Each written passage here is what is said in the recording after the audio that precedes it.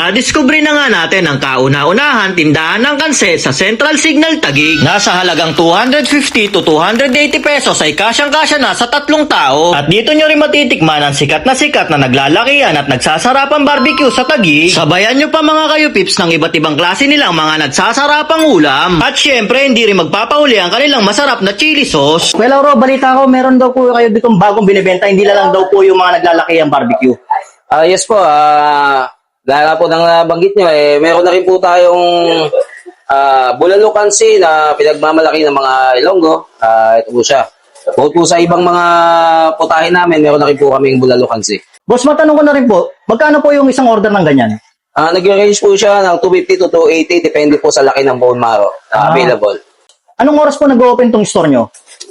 Yung bulalo kansi, available na siya from 9 till midnight. Depende po sa availability ng stock.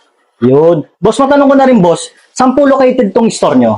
Located po yung bulalo kansi natin, Owals Grill, number 2, Manalili Street, Zone 9 Central Signal Village, Taguig City po. Boss, pa-order po ako ng isang kansi nyo, boss, na matikman po natin. Yes po. Thank you po. Yun mga kaipips, napadayo nga tayo dito sa Uruwal dahil nabalitaan natin na meron nandito ang kauna-unahan na nagbebenta ng kansi. Bali mga kaipips, ang price ng kansi nila dito ay 250 to 280 pesos sa mga kaipips. Depende yan sa laki ng kanilang bone marrow. Kaya lang tayo makakatikim ng kansi mga kaipips, no? Ito talaga, literal na authentic na luto ng mga Ilonggo. Yan, no? Sarap ng asim. Grabe. Pasok na pasok yung asim niya. Yung literal talaga na asim, ha? Yung talagang asim na yung iba siya. Hindi siya yung asim na yung sinigang mix. Ibang-iba. Ang sarap ng asim niya. Natural na natural. Banalong.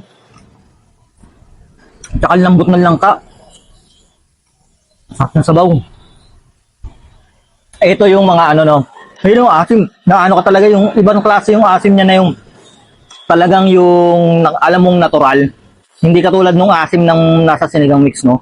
Tikman naman natin ito mga kaipips. Ito yung kanilang karne. Lambot. Yun. Uy.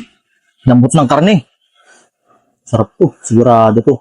Natin dito sa, yan o, rice. Top. Panalo. At mga kaipips, marami na to para sa isang tao, ha. Sigurado mga 3 tao yung magkakasyang kumain dito. Ang sarap.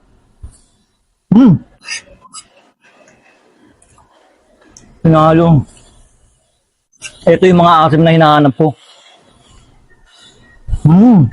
Ops guys, naghahanap ba kayo ng healthy kape? Bakit hindi nyo itry itong Santon Gold Coffee Mix na may glutathione at collagen at ang maganda pa nga dito dahil meron tong mangosteen, moringa at spirulina at ang ginamit ng pampatamis dito ay natural stevia. Kaya ano pang hinihintay nyo guys? Mag Santon Gold Coffee Mix na kayo.